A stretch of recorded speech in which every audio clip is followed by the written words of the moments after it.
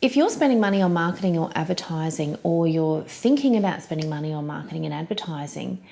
it's really important that you take the time to think about what it is you're saying in your ads and whether or not what you're saying in your ads is the best way that you can articulate what it is that you do, and making it relevant to the target audience that you're wanting to engage or for them to take action.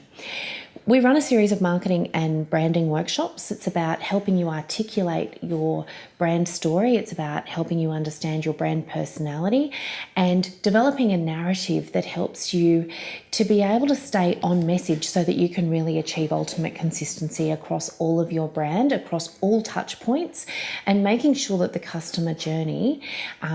makes sense and that it's authentic and that it really does fit with you and your business.